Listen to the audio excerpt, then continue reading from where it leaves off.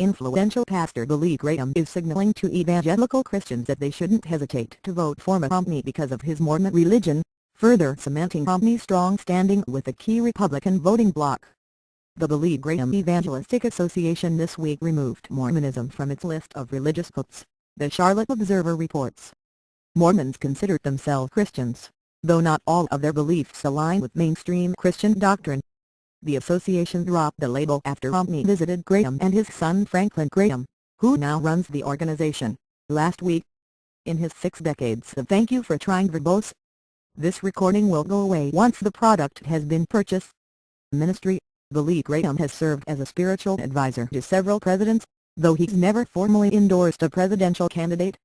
Ken Barrett, chief of staff for the Billy Graham Evangelistic Association, told The Observer in a statement, "We removed the cult information from the website because we do not wish to participate in a theological debate about something that has become politicized during this campaign." Meanwhile, the organization today ran a full-page ad in the Wall Street Journal with a direct appeal from Billy Graham to vote for socially conservative politicians. "Thank you for trying" verbose. "This recording will go away once the product has been purchased. As I approach my 94th birthday, I realize this election may be my last," Graham says in the ad. "I believe it is vitally important that we cast our ballots for candidates who base their decisions on biblical principles and support the nation of Israel. I urge you to vote for those who protect the sanctity of life and support the biblical definition of marriage between a man and a woman." In a column last month, Franklin Graham wrote, "So, can an evangelical Christian vote for a Mormon? My answer is yes, for if a biblically faithful thank you for trying verbose. This recording will go away once the product has been purchased."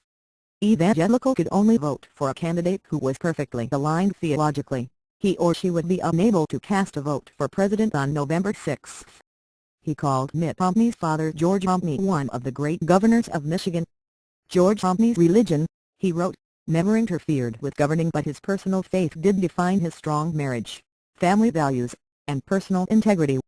I believe the same to be true for Governor Mitt Romney. Franklin Graham went on to criticize President Obama's plan to rebuild America.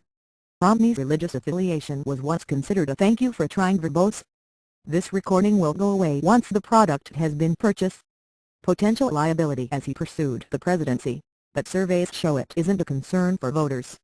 The Pew Research Center survey from July showed that just 60% of voters were aware Romney is Mormon, and the vast majority of those who were aware said it didn't matter. Another Pew poll from August showed that Romney's religion is no longer his defining characteristic. Romney did have some trouble winning over evangelicals during this year's Republican primaries. Now that he's the nominee, however, Christian conservatives have gotten behind him. A Quinnipiac national poll released October 2 showed 77 "thank you for trying" verbose. "This recording will go away once the product has been purchased" % of voters who identified as white born-again evangelicals support Romney, while just 18% back President Obama. Romney has appealed to the group by, among other things, charging that President Obama has waged a war against religion. He also delivered a commencement address this year at Virginia's Liberty University, the largest evangelical college in the country.